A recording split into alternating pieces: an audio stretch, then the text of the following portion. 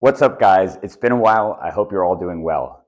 I'm sorry I haven't reported or done any videos for a couple of weeks. We have been nose to the grindstone with the last few stages of the Method project, and it's actually right on the verge of release. If all goes according to plan, it'll be out next week. Holy shit.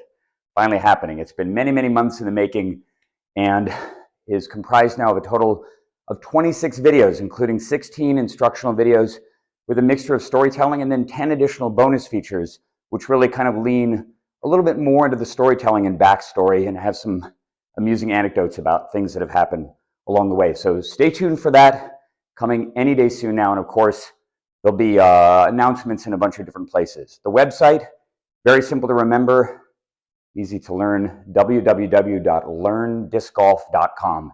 Check it out when you get a chance. Okay, I want to talk today about something that I have hinted at in other videos. I have talked about this idea of leverage, specifically biomechanical leverage, and the feedback loop that biomechanical leverage creates in proper form in giving you all of the instinctive and innate body positions that you see over and over again exhibited in the form of professionals. Biomechanical leverage lies at the heart of everything, and in fact, there'll be a video in the second chapter of the Method series called E=mc² that'll actually talk about this fundamental discovery, if you want to call it that, the fundamental underlying thing that informs not only all of pro form, but explains why it's been so elusive to feel and understand it historically. So what is biomechanical leverage? I've talked about this before in other videos, but essentially it is a locus of energy in the swing.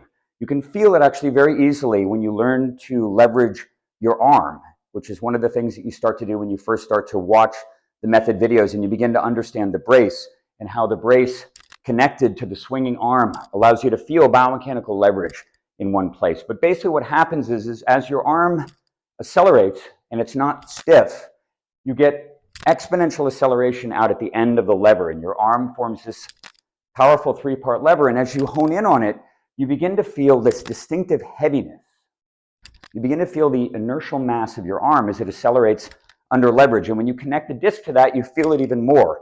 And it becomes so palpable eventually that not only does the weight of the disc glue you completely into the ground, adhering you to the ground and allowing you to really push a ton of energy into the brace, but you also begin to latch onto that intention. You're able to swing harder with your legs and your arm, which makes the whole mechanism more energetic and therefore more heavy.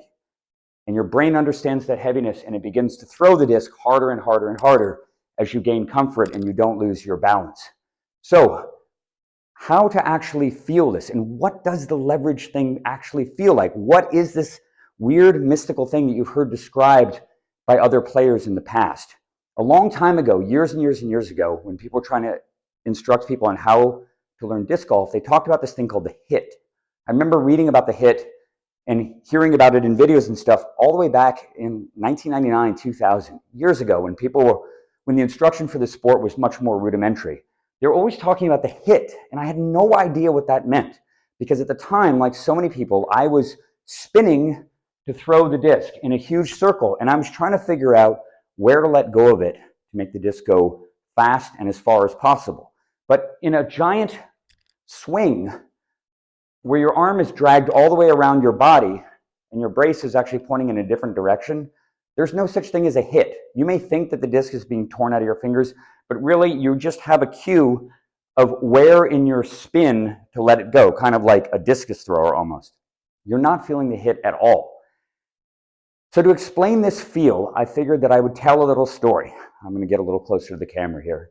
I'm going to tell you a story about The Matrix, Part 6.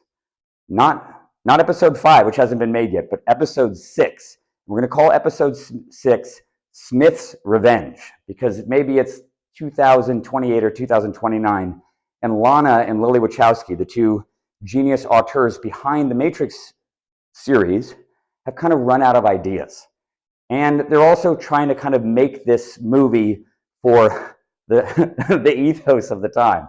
So instead of story and plot elements and even dialogue, it's basically 1 minute of dialogue and exposition and 119 minutes of pure violence. Smith's Revenge.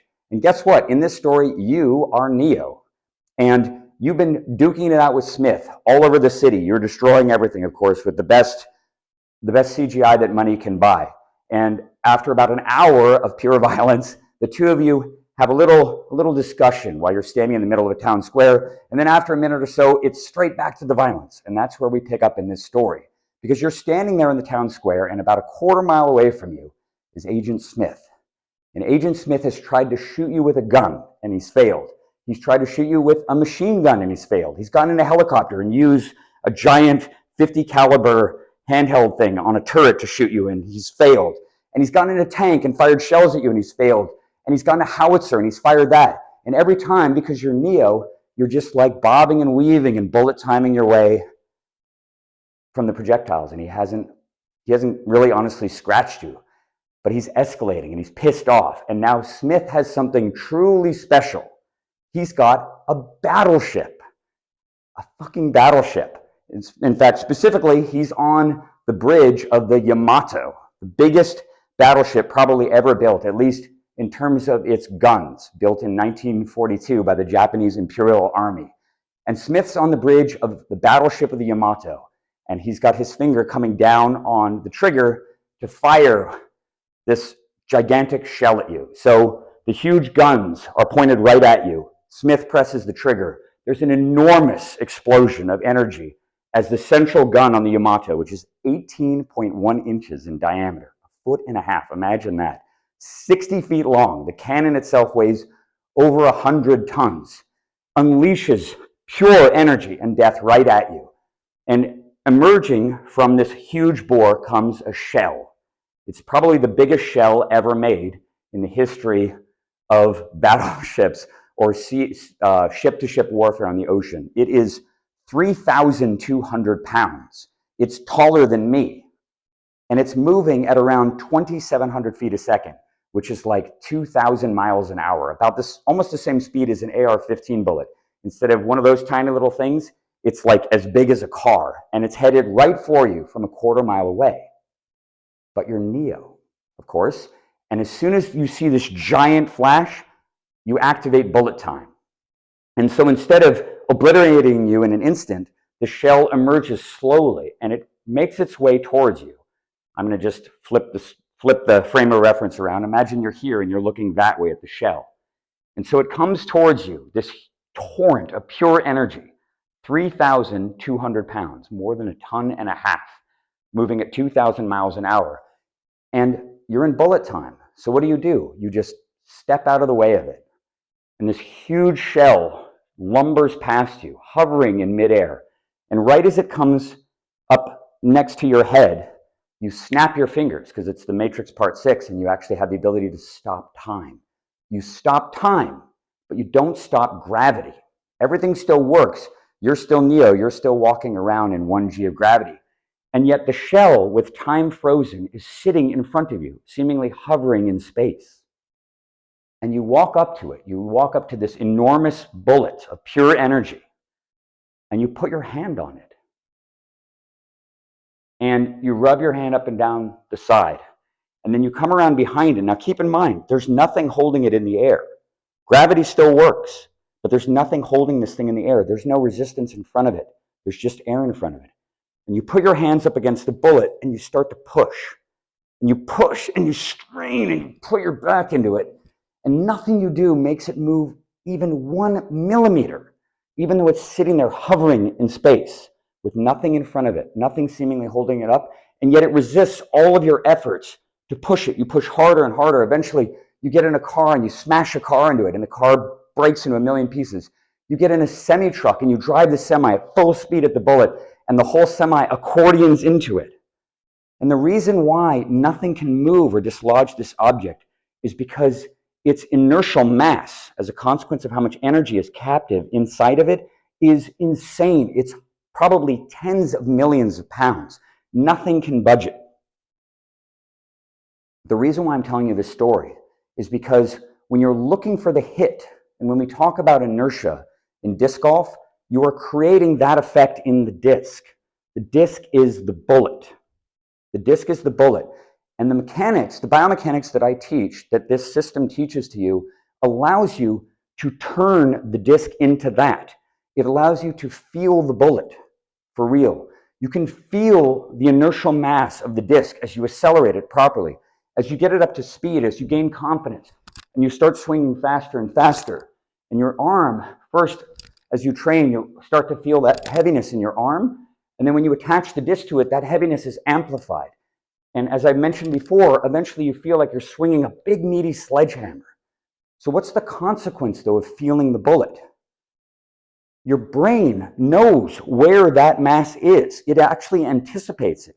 So that when you're in your proper sequence, when you're balanced and athletic on your feet, and you know where the bullet is, you actually anticipate where that heaviness occurs.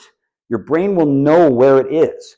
Everything that we observe in mostly upper body biomechanics, including where the left arm comes in, the activation of the left arm, the deep pocket, all of these things are all a consequence of anticipating the bullet.